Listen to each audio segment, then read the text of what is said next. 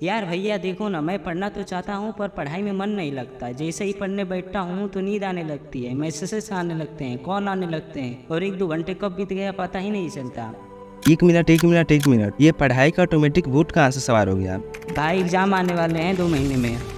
अच्छा, मैं भी कहूँ कि तुम इतना पढ़ाई को लेकर सीरियस कैसे हुए? चलो अच्छी बात है कि तुम अब से पढ़ना चाहते हो, कुछ बड़ा करना चाहते हो, बट ये पढ़ाई में मन न लगना। भाई एग्जाम आने वाले हैं 2 महीने में।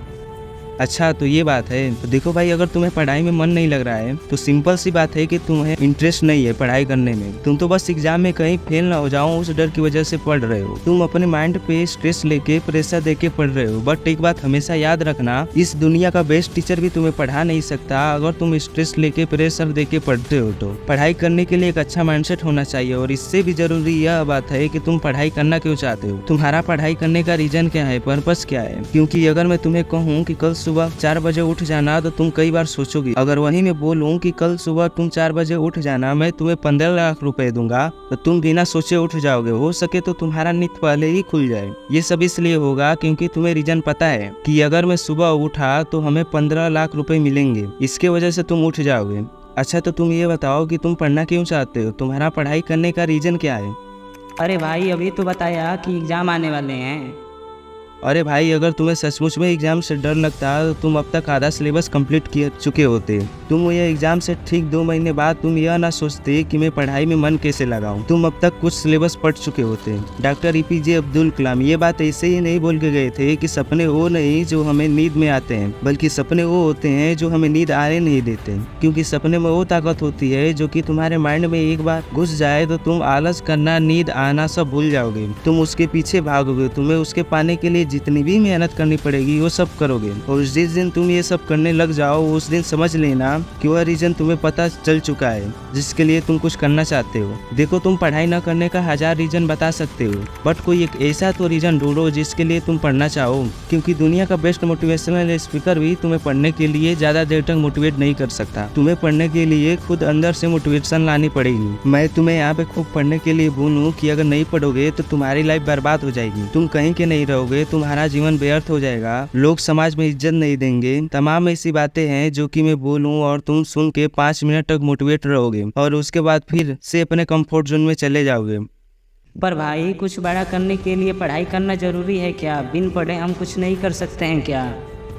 अरे वाह मेरे शेर, हमें पता था कि तुम यह क्वेश्चन जरूर पूछोगे। तो देखो भाई, कुछ बड़ा करने के लिए, कुछ अलग करने के लिए पढ़ना पड़ता है। भले ही तुम्हारा फील्ड अलग हो, तुम पढ़ाई से भाग नहीं सकते। ये बात आज से ही अपने माइंड से निकाल दो कि बिन पढ़े हम बड़ा आदमी बन सकते हैं। अच्छी बात यह है कि तुम उन लोगों को देखते हो या फिर सुनते हो कि बिन पढ़े बड़ा आदमी बन गए हैं, बट ऐसा कुछ नहीं होता। वो लोग भी पढ़ते हैं, बस उनका फील्ड अलग होता है। बल्कि वो लोग तुमसे अधिक मेहनत करते हैं। वे अपने खुद के बनाए हुए रास्ते पे चलते हैं, रिस्क लेते हैं, तब जाके वो महान व्यक्ति बनते हैं। तो तुम ये बताओ, क्या पढ़ाई के अलावा और कोई स्किल आती है?